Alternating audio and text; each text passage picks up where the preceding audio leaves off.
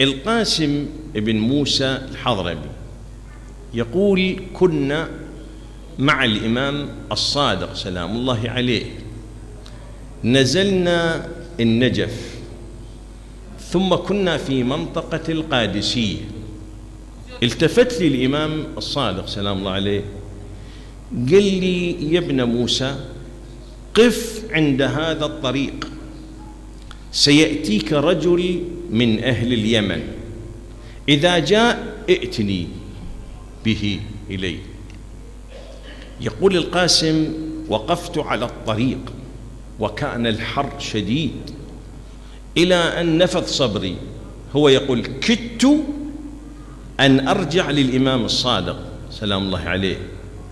يقول: وإذا بسوادة قد أقبلت، انتظرت، اقترب مني، سلم علي. قلت له: أنت من أهل اليمن؟ قال: بلى. قلت: ها هنا رجل من ولد رسول الله صلى الله عليه وآله يدعوك. يقول: قال: هلم بنا إليه. يقول: أتيت به إلى خيمة الإمام الصادق سلام الله عليه، وجلست أنا بباب الخيمة. هو يقول القاسم يقول: كنت أسمع كلامهما ولا أراهما. يقول: استقبله الإمام الصادق سلام الله عليه، قال له: من أين أتيت؟ قال: يا ابن رسول الله، أتيت من أقصى اليمن. قال: أتيت من موضع كذا وكذا؟ قال: بلى. قال: لما جئت؟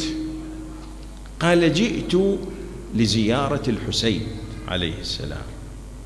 قال له الإمام: ألك حاجة أخرى؟ يعني أحيانا واحد قد يروح يزور الحسين، بس يروح يكمل معاملة إدارية ويروح يزور الحسين. لاحظ هذا الرجل، الإمام قال له: هل لك حاجة أخرى مع الزيارة؟ قال: لا يا ابن رسول الله. قال: جئت لأزور الحسين وأصلي عنده وأسلم عليه وأرجع إلى أهلي. قال له الإمام الصادق: ما ترون في زيارته؟ ماذا ترون في زيارته؟ قال: يا ابن رسول الله، نرى في زيارته البركة في أهلينا وأولادنا ومعايشنا وقضاء حوائجنا. قال له الإمام الصادق: يا أخ اليمن، أفلا أزيدك فضلا؟ قال: بلى يا ابن رسول الله. قال: إن زيارة الحسين تعدل حجة مقبولة زاكية مع رسول الله صلى الله عليه وآله. يقول: فتعجب، فقال الإمام: والله، شوف، قال: والله حجتين مبرورتين مع زاكيتين مع رسول الله صلى الله عليه وآله.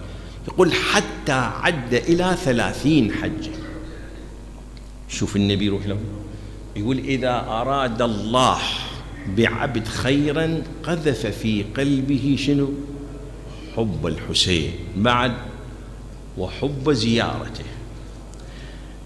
النقطة رأيت فد رواية هم تشمل الإمام زين العابدين سلام الله عليه، وتشمل سيد الشهداء، حتى ما أطيل عليكم. أكو امرأة عاصرت 8 من الأئمة المعصومين، يسموها حبابة الوالبية. هذه طبعا المرأة كانت عالمة وكانت معجزة لأهل البيت صلوات الله وسلامه عليهم أجمعين. كتب الحديث والتاريخ تذكر، يقولون هذه المرأة حبابة الوالبية تكنى بأم الندى. أصلها منين؟ من اليمن. كان أمير المؤمنين يخرج إلى السوق، يقولون كانت تمشي خلفه. أمير المؤمنين بالسوق كان يأمر بالمعروف وينهى عن المنكر. هي تستمع للإمام.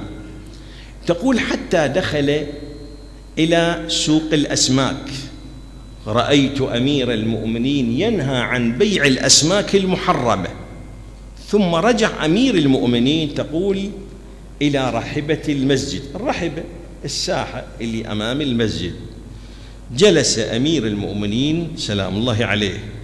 تقول أتيت إليه، لما جلس سلمت عليه، قلت يا ابن عم النبي، يا ابن عم النبي، أريد منك أن تعلمني دلالة الإمامة. شنو دلالة الإمامة؟ أريدك منه تنطيني دليل أن هذا هو الإمام المفترض الطاعة.